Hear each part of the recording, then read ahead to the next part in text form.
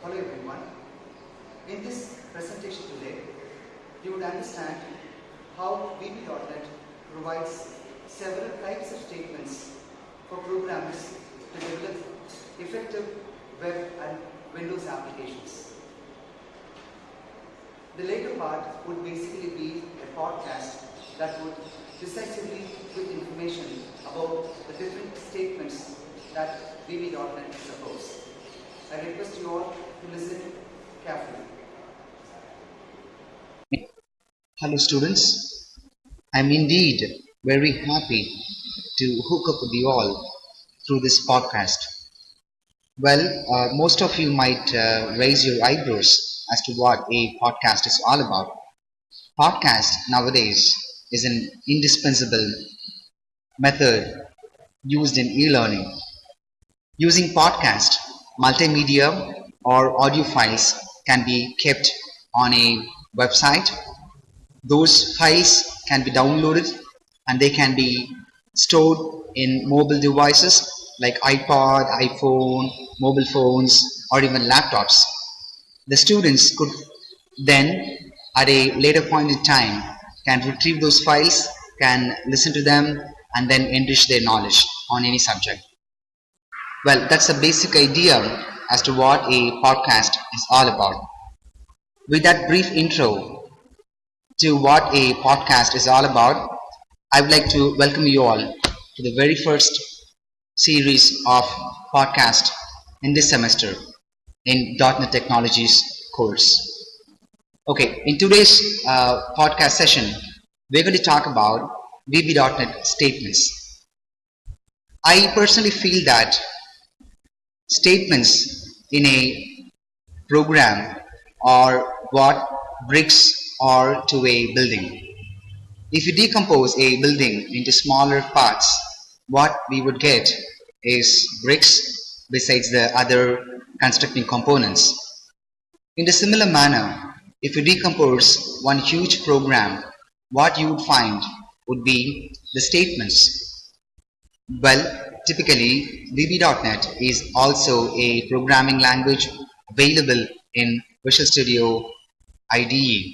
Therefore, whatever program that we create would be basically comprising of statements that could be categorized on different heads. The first statement that we have in VB.NET is called assignment statement. An assignment statement is typically something where you are trying to assign or provide a value to a variable. A variable could be assigned with another variable. In this case, let's say A is being assigned to B. The variable A will take the value of B. In a similar manner, if I say A is equal to 25, we now are of the understanding that the variable A is being equated or is being provided with a value 25. So the first statement of first category of statement in VB.NET is assignment statement. Alright. The next is called initialization statement, wherein we provide a value to a variable. Now there is a subtle difference between an assignment statement and an initialization statement. Honestly, I do not find that this particular difference is well being amplified in many of the textbooks. The difference is this. We initialize a variable with a value when we apparently see that the variable would keep on changing its value throughout the execution of the program. But if we know that a variable might not undergo too many number of changes or too many number of iterative values, then we would say that the particular variable is being assigned with a value. Alright, that's what the difference between assignment and then initialization statements are. We may say that the assignment statement differs from an initialization statement only from the viewpoint of the number of times a variable might undergo changes. Okay, that's the point. Then the next category of statements that we have in VB.NET is called decision making statement. Then we have something called conditional statements. Then we have looping statements. Then we have branching statements. Now, I have tried a lot in trying to understand what these individual categories of statements are in many of the textbooks. Well, I was not satisfied with the answers or the kind of coverage that have been given in those books. Well, I understand decision-making statements is a umbrella term that houses conditional statements, looping statements, and branching statements. By the term decision-making statements, we refer to those statements that will help us to decide on a course of action to be performed based on the satisfaction or fulfillment of a condition. So let's say there are three alternatives. We may have to choose one.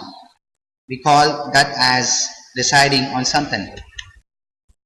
In a similar manner, we have something called as branching statements. We should clearly know that both decision making and branching statements are altogether two different aspects.